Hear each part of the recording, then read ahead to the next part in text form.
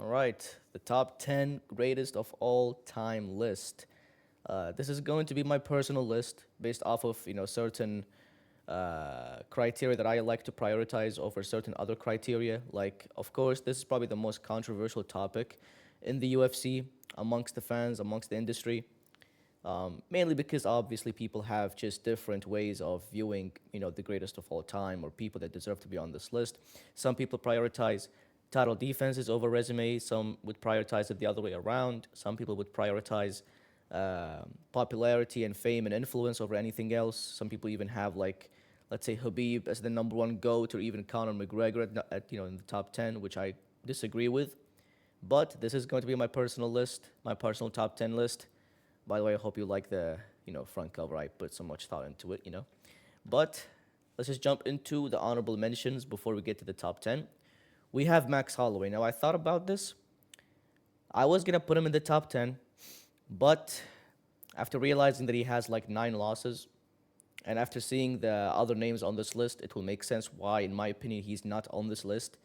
Maybe some of you will disagree and that he should be taking someone else's spot when I will show you right now the people that will be on this list. But Max Holloway, great fighter, still, operating and fighting at the highest level. Most of his career has been defined as, he's been defined as one of the best featherweights of all time. He has obviously a very extensive, deep resume and record at featherweight compared to lightweight. He obviously beat the likes of Anthony Pettis, Jose Aldo, Brian Ortega. He became a champion, defended his belt twice, has wins over Calvin Kattar, Arnold Allen. That's back when Calvin Kattar was not as washed as he is right now. Yair Rodriguez, Arnold Allen, Korean Zombie, so on and so forth. And now he's obviously moved up to 155, beat the likes of Dustin Poirier, Justin Gaethje. And really, in his prime, he has only lost to the best of the best. We're talking Volkanovski, Dustin Poirier, and Ilya Topuria, right? The other losses to people like, for example, the first Dustin Poirier loss, that was, I think, in his debut, which, people don't really take that into account. And also Conor McGregor, that was also in his earlier days. So I do think Holloway is right outside of this list, probably like number 11, you know. But let's just jump into number 10. We have Habib Nurmagomedov. Now, this could shock some people. This will be controversial because a lot of people have Habib, number 1 or even number 3 or top 5, but I disagree with that. And also in the top 3 greatest fighters in each division video, there was this one guy that commented that Habib is the best 155er of all time. If you're watching this, bro, don't take offense. This is my personal list. Like, I'm not trying to rage bait or get a reaction out of people or anything like that. This is what I genuinely believe. I think that Habib, at one point, he was most likely top 5 or something like that, or close to top 5. But because the sport moves on, you have the newer, fighters, the new generation of fighters coming up and just breaking records and surpassing others' legacies. Like Habib has been retired for like 6 years now. He cannot just stay at the top forever. He's bound to be surpassed. Even like 5 years from now, or even less than 5 years from now, he will be outside of this list because there will be more people that will come in and surpass his legacy. But let's just point out the positive factors about his career. 29-0, undefeated, retired undefeated. Probably the most dominant champion we've ever seen, considering he had never bled, never lost a round in the UFC, lost 2 rounds, I believe, in his entire MMA career. Obviously, he was the former lightweight champion, three title defenses. But we also have to point out the flaws or the asterisks. So he had a questionable resume prior to the UFC run. Now, this is the reason why I don't rate his undefeated record highly, because in hindsight, when you take it at face value, you will think that this is the most impressive thing you've ever seen, the fact that he's undefeated. But then when you research his career outside of the UFC, before he came to the UFC, he was fighting guys that like barely had any wins or had negative records when he was like 13-0, 14-0, 15-0. And also most of these fights were 2-rounders, which makes no sense because for a professional MMA fight to be sanctioned, it has to be at least 3 rounds. 2 rounds is considered to be an exhibition. It should not be labeled as a professional bout, but it somehow was.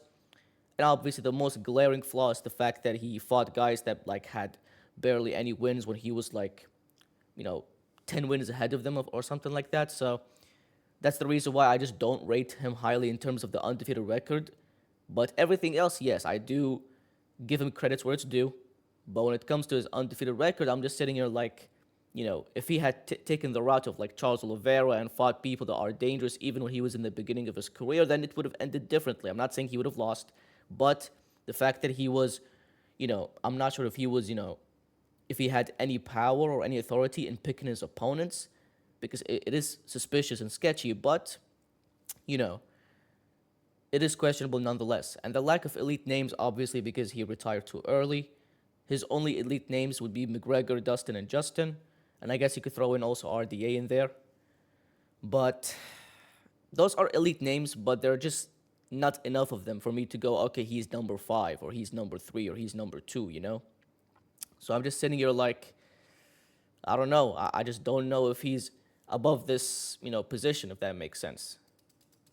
So, and then the last thing is that his best wins are against one-dimensional opponents. Now, I know Dustin Poirier has a BJJ black belt, but it doesn't really matter if he's not utilizing it to his advantage. If in every single one of his fights he's just boxing people and just striking with them. It doesn't matter. Same thing with Justin Gaethje. If he has a wrestling background, he can wrestle a little bit. It doesn't really matter when you're going up against a judo specialist and one of the best Dagestani wrestlers, if not the best Dagestani wrestler of all time. You're bound to just lose. Versus if he had stayed around and fought someone like Charles Oliveira and someone like Saryukin, so on and so forth, I think those would have been tougher fights for Khabib. I'm not saying he would have lost those fights, but they would have been different opponents and they would have looked better on his record, but he obviously retired too early. Moving on, we have Daniel Cormier at number 9. I think he doesn't get the respect that he deserves, and people don't often put him on this list, but I will give him the respect. He is 22-3. His only losses were to John Jones and Stipe Miocic, the heavyweight GOAT and the light heavyweight GOAT. Obviously, he was a 2-division champion, light heavyweight and heavyweight. 3 title defenses as light heavyweight champion and 1 defense as heavyweight champion. And that 1 defense as heavyweight champion, unfortunately, was against Derrick Lewis, of all people, which is like a massive no-no. And then, obviously, to point out the asterisk is that he has only beaten 2 champions in his title reigns. That's why I don't have him higher than number 9. He has only beaten, I believe, Stipe Miocic and Anderson Silva. So that's why I just don't have him so much higher on this list. And as I mentioned earlier, he's only lost the heavyweight GOAT and the light heavyweight GOAT. He had a good career, obviously, a very great career. I just feel like people don't acknowledge DC as much. Like, I've seen so many GOAT lists throughout these years and throughout these months, and people just don't put him on this list. They have him maybe top 20, top 15, but I think he's super, like, maybe he's a little bit disrespected by the community. I feel like I'm not going to say underrated, but it's like people don't acknowledge his career as much. So that's why I have him in number 9. Then we have number 8, Alex Pereira, 13-3, 2-division champion, middleweight and light heavyweight. I don't know if he beats Cyril Gane. Does that count as, fully he's now considered to be a 3-division champion, or does he have to also beat Tom Aspinall to get the undisputed belt? I'm not sure. But he has beaten 6 world champions, did it in a short period of time because he debuted back at UFC 268. And most of the champions, this is the main asterisk, is that most of the champions he had beaten barely had any title defenses, with the exception of, obviously, what's his name? Izzy. Izzy had like 5 title defenses or something like that.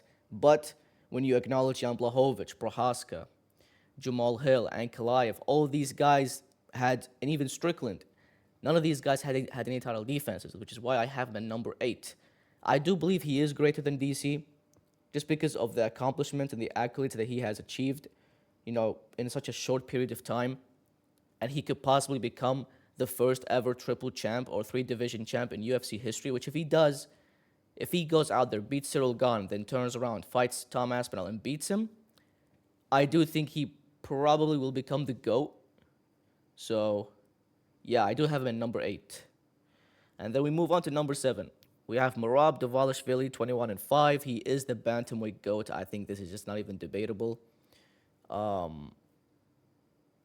So some people may even say it's Dominic Cruz. If you think it's Dominic Cruz, you have to move on. That's such an old head take. It's definitely Merab. I don't think it's a debate. 3 title defenses in total. 4 title fights in a calendar year last year. Who does that? Imagine fighting and operating at the highest level, holding the belt and attempting to defend it 4 times in a calendar year. He started off the year fighting Umar. Then in January, then June he fought Sean O'Malley. Then in October he fought Corey Sandhagen, and then obviously in December he fought Piotr Jan, and then lost that fight. But it's just too impressive, the fact that he ended up becoming the bantamweight GOAT within like a year or two or something like that. Like he went from a regular contender to just the GOAT within like a year or two because of how active he was and how dominant he was. He beat 4 world champions, right? That being Jose Aldo, Henry Cejudo, Sean O'Malley, and Piotr Jan. And obviously he's dominant. I should have also mentioned, with Khabib that he was also dominant, but I don't think I need to clarify that because everyone knows he was just too dominant. And obviously he lost in his prime in an upset. He was a big favorite going into the Piotr Jan rematch just because he obviously 50-45'd him in the first fight. So that's why. But the reason why I don't have him any higher is because, like, for example, the Cejudo win, yes, that was a very good win, but Cejudo was out of his prime. Same thing with Jose Aldo, he was out of his prime. Sean O'Malley didn't have, he had one title defense, but that was against Marlon Vera. So that's why it's a little bit, it's a little bit of a sticky situation. I cannot really put him anywhere higher than this. But 7, I think, is a very fitting spot for him. Then we move on to number 6. Ilia Topuria, 17-0, 2-division champion, obviously featherweight and lightweight. The only undefeated 2-division champion in history. That speaks volumes. We've had, I think, 11 2-division champions so far.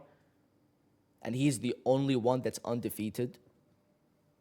And he did it in a short period of time. I think he debuted in the UFC during the COVID era. So, not a very short period of time, but like, some people, it takes them like 10 years to even get a belt in one division, let alone 2. So, it didn't take him such a long time, but it also didn't take him such a short amount of time, right? Obviously, he has the best 3-fight stretch.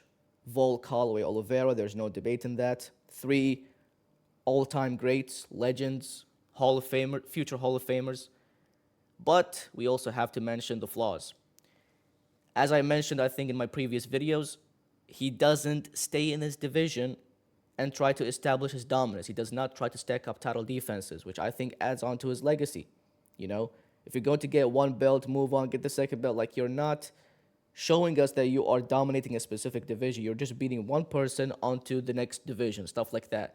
It's still impressive, but I just don't know. Like, he hasn't, like, we haven't seen him against the likes of Diego Lopez and Movsar, which I think, looking back at it now, after seeing Diego Lopez fight Volk and Movsar fight Lerone, I think he would have probably knocked them both out. But those would have been great wins in his resume, in my opinion, or good wins at least in his resume. And obviously he lacks the title defenses in both divisions. At 155, he has no title defenses. He is going to fight Gaethje, but we're going to get into that in a second. And he obviously has only one title defense at featherweight, which is against Max Holloway. Some people have even said that Topuria is like top 3 at featherweight, which is crazy to me because he has done, obviously he beat Volk and Holloway, but I don't think that's enough. Aside from those wins, he's beaten what? He had beaten Bryce Mitchell, Josh Emmett, Yusuf Zalal. It's like Ryan Hall, Damon Jackson. It's not enough, right? It's not enough. I think if he just continues to, and I don't think he needs to stay in a division for him to become, like, let's say, the number 1 GOAT. Like, for example, if he beats Gaethje, moves up to 170, and just knocks out Islam, I think he becomes the GOAT because he becomes a 3-division champ, right? Whether it will be the first or the second 3-division champ ever, if he goes out there and beats Islam and takes his belt, I think he's the GOAT, right? But for now, the reason why I have him number 6 is because he doesn't have the title defenses. I am taking every factor into account. I'm not trying to prioritize one over the other. I want to just take everything into consideration. Like, yes, his resume is very good, has the best 3-fight win streak, but he does lack the quantity. He does lack the title defenses, and he lacks the longevity as well. He hasn't been in the sport long enough at the top, right? He's been at the top since, 2024? And obviously the last thing is that he has the gifted title defense against Gaethje instead of the toughest matchup at 155. And Arman, listen, it's not like he's the one that's calling the shots. I know the UFC is just giving him the matchups that they want to see, right? I think, in my opinion, as much as people want to say that Ilya is a duck, I think if he was offered Armin in the White House, he would have taken it. But because Gaethje was the interim champ, you can't really skip over him. A bit of some double standards right there because they did skip over Tom Aspinall, you know, and they did give Stipe Miocic the title shot against John Jones, but it's a bit hypocritical. But I think if he had fought Armin Saryukin and beaten him, that would be a better win for his legacy and his career than beating Gaethje, who's like 1 foot out and just completely out of his prime and washed and getting older and got knocked out by a guy that Ilya already knocked out. So, yeah, I do have him in number 6. Moving on to number 5. I did change this at the last second. I had number 5 at Volk and number 4 is DJ, but I switched them both. So number 5 we have Demetrius Johnson, 25-4-1. I believe his only losses were to Brad Pickett, which was during the WEC days, Dominic Cruz, which was like way before DJ even hit his prime, and Henry Cejudo in a very controversial loss, and then Adriano Moraes, right? Obviously, he's the flyweight GOAT, 11 title defenses, longevity, establishing his dominance in the division, but I don't think he's the GOAT. Some people have him as the GOAT, the number 1, number 2, but I thought about it long and hard, and it's the fact that I don't think he even has beaten a single champ, if I'm not mistaken. I know he beat Cejudo, but that was before he became a champion, right? Now that you're looking back at it, yes, Cejudo eventually became a champion, a 2-division champ, that is. But when he beat him, he was still not even a champion, not even close. He does have a questionable resume, right? Like some of his title defenses were against people like Tim Elliott, for example, which is like, seeing Tim Elliott right now, he's at the bottom of the division. But I just feel like back in the days, it was a bit of a different situation than it is right now. Demetrius Johnson was just defending his title against whoever was in the division. But that's something that I respect about him, right? He didn't try to move up after like one title defense or anything like that. He did establish his dominance in the division. But the reason I have him number 5 is because he just doesn't have the elite names that people like, Ilya Topuria has, or even Volkanovski or something like that, So I do have him at number 5. And also we have to acknowledge the losses. He did get knocked out by Adriano Moraes, of all people, but then eventually avenged those losses. Moving on to number 4, we have Alexander Volkanovski, 28-4, featherweight GOAT, the 2-time featherweight champion, 6 title defenses across both reigns combined, which is super impressive.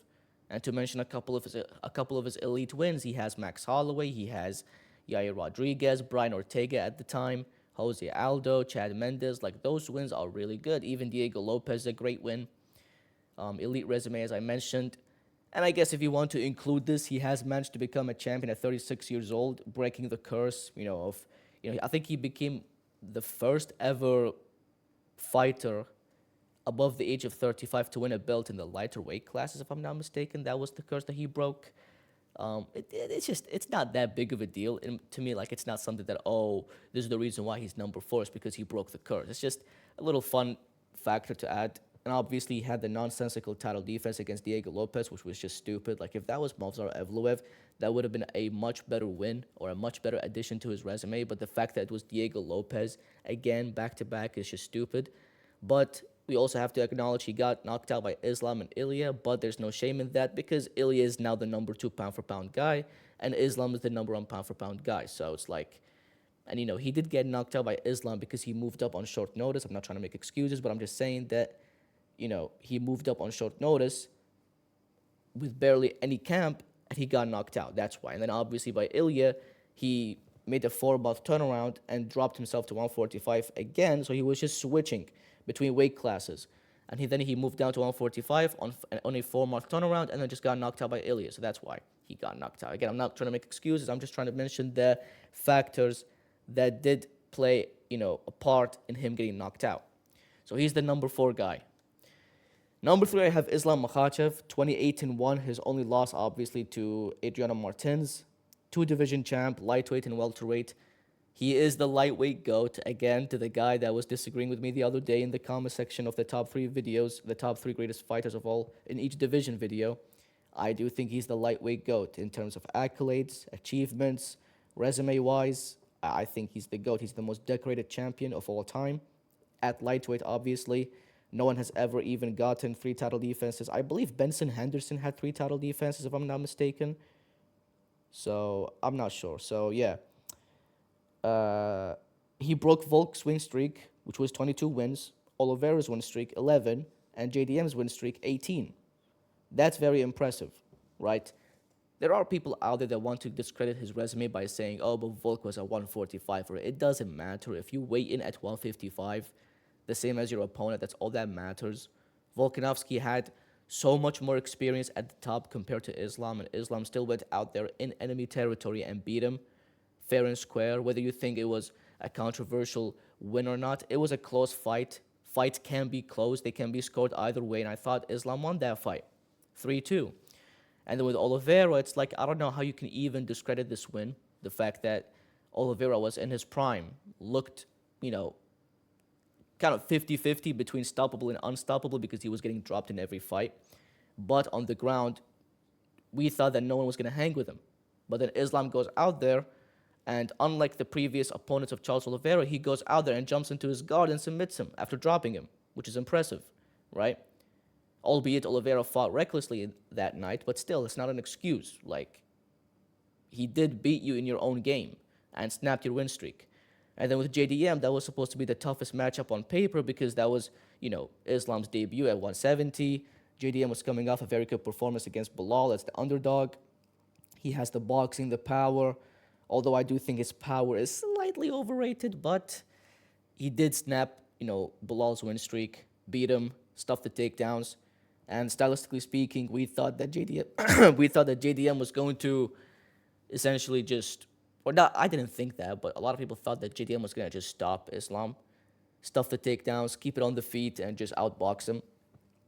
So, yeah, that's super impressive from Islam. And I think personally, he's a win or two away from being the #1 GOAT. I don't think he has to, get 9 title defense to match John Jones's, title defense or 11 or something like that. Because as I said, I'm not trying to prioritize quantity over quality. I'm trying to balance everything out as much as I can. So I don't think that Islam needs to get 7 extra title defenses in order for him to become the #1 greatest fighter of all time across all divisions. I think he probably needs let's say the #1 contender at welterweight, which is Ian Gary, and then probably Ilya Topuria. And if he beats both of them, I think he's the GOAT. So, yeah. Moving on to #2, this is going to be a little bit complicated, but bear with me. John Jones, 28-1-1. Obviously, that last one in between the parentheses is the no contest to DC. 2-division champ, light heavyweight and heavyweight. He's the light heavyweight GOAT, respectively. 2-time light heavyweight champion. 11 title defenses across both reigns. And now then we have to mention the asterisks, right? We know how great John Jones is, but you have to also mention the context. I remember back when I started watching MMA, I didn't know who John Jones was, and I was hearing his name all the time. And then when I checked out his record on Wikipedia and Topology and Sherdog and these websites, in hindsight, it did look like this guy was just unstoppable. I was like, yeah, it's not even a debate. This guy is clearly the greatest. But then, as years went by, I did some research. I started watching the MMA Guru and the videos he made on John Jones and other videos as well. People were talking about John Jones. And then I realized that it's important to acknowledge the context behind a lot of these wins from John Jones, right? Honestly, I was not even going to put him on this list just because of the failed PED test and the amount of controversies that were surrounding his career. I was not going to put him on this list, but I think for the sake of this video, it would be kind of odd to not put John Jones on a top 10 greatest of all time list. It would make me seem like I'm just trying to be different. But first of all, let's acknowledge the failed PED test. He obviously failed multiple PED tests throughout his career, most prominently against, what's his name? DC. And that's just one example. You could also bring up the other example where he was supposed to have the rematch with Gustafsson. He did, but the original rematch was supposed to actually happen in Las Vegas, and what ended up happening was that the commission found some illegal substances within John Jones' system, and they basically said that, no, we're not going to sanction this fight because you're under the influence, right? You have some illegal substances inside of your system. So what the UFC did is that they didn't punish John Jones. They did not, suspended or anything like that. They basically switched the entire event to a completely different state. I believe it took place in Inglewood, California, to where they had to basically deal with a more lenient commission that would allow this fight to happen and sanction this. So that's another big, major red flag in his resume. And obviously, when you consider the opponents, like, during his prime or heydays, he was fighting a lot of blown up middleweights. Like, when you compare their statures to John Jones, it's like, these guys were short and fat. And I'm not saying that they're trash, but it's just like, when you have that sort of advantage, physically speaking, I know it's not John Jones's fault that those were the guys that were, considered to be the best back in the days, but they were still blown up middleweights, and you have then people like, Anthony Smith after that, the newer generation of light heavyweights came in, and then you had people like Dominic Reyes, Thiago Santos, Anthony Smith, and those guys actually gave John Jones problems. Now, Anthony Smith lost convincingly, but when it comes to Thiago Santos, that was a tough fight for John Jones, even though Thiago Santos was on one leg. And Dominic Reyes, we all saw the fight. That was one of the worst robberies we've ever seen. And, then after that, he obviously took the 3-year hiatus. In my opinion, he ducked Ngannou and Tom Aspinall. He did not want to come back at heavyweight when Ngannou was the champion, much like how he didn't want to defend his belt against Tom Aspinall when he was the champion. He obviously beat Cyril Gane. That was a very impressive performance. Nobody expected him to just finish Cyril Gane like that. And then obviously, another big red flag or asterisk is that he defended his belt against Stipe Miocic, who was coming off a knockout, lost to Ngannou, and he hadn't fought since like 2021, and then he came back in 2024. So he was inactive for like 3 years, more than 3 years. He was like 40-something years old. So you could see that just a lot of fights, like, you need to have the context behind those wins, right? Because if you take it in hindsight, on hindsight, it will look like it's just something spectacular. But then when you acknowledge that, for example, he went the distance with Anthony Smith, he basically lost Dominic Reyes, but they robbed Dominic Reyes, and he was under the influence against Gustafsson, and he cheated against DC the second time, and then he had some, gifted wins and stuff like that, and it's just like, he has the most amount of controversies out of any person on this list, and probably any other champion in history, and I was planning to take him off this list and just bump Islam to number 2, and then bump everyone up a spot, which would mean that Max Holloway would be number 10, and Khabib number 9, and so on and so forth. But as I said, you kind of have to put him in here, right, to give him the benefit of the doubt and assume that he only cheated in those few fights, but the rest of his wins are legitimate. So, yeah, I have him in number 2, and I think you can already assume who's going to be number 1. George St. Pierre, the guy with barely any controversies, 26-2 to Matt Hughes and Sarah. Obviously, he lost to those two guys, but then he eventually avenged those losses. He obviously beat Matt Serra once and then Matt Hughes twice. He is the welterweight GOAT, 2-division champion, 9 title defenses as the welterweight champion. Obviously, he did not defend the middleweight title. As soon as he beat Bisping, he just retired. The only asterisk that I would mention is that, I don't even know if you want to consider his losses as asterisks, because he did eventually get the revenge against those two guys, but it's still a loss nonetheless. They're still losses. The only other controversy is the Johnny Hendricks win, which was a very, very controversial win, and a lot of people believe that Johnny Hendricks actually won that fight. So pretty much that is the only asterisk. Like, it's nothing compared to what John Jones has done in his career when it comes to the red flags. So that's why I personally believe that GSP is the GOAT. Meanwhile, when you have someone like John Jones with all of the major flaws that he has, I just cannot put him at number 1. I just can't. If anything, I'm trying to be as neutral and as unbiased as possible by putting him on the list. But, I could just literally take him off this list and bump everyone up a spot. But for the sake of this video, and because I just don't want to look like, too salty and too biased and play favorites and stuff like that, even though it's still justified to remove him off this list, some people don't even have him on their list, so that's pretty much it. So let's just get a quick recap. Number 10, we have Khabib. Number 9, DC. 8, Pereira. 7, Merab. 6, Topuria. 5, DJ. 4, you have Volk. 3 is Islam. 2 is John Jones. And number 1 is GSP. Let me know if you guys agree with this list. If you don't, what would you change? Who would you add? Who would you remove? And, what are the requirements or qualifications that you will consider for this list? because obviously, as I mentioned at the beginning of this video, everyone will have their own personal lists. Mine is like this. I'm trying to balance between every single factor, as I said, when it comes to the quantity of title defenses, the quality of the wins, the longevity. I'm trying as much as possible to balance the list. I know some people will disagree. You can never satisfy people with this list, right? So I don't really care at this point. This is my list. So yeah, let me know what you guys think, and I will see you in the next video. See ya.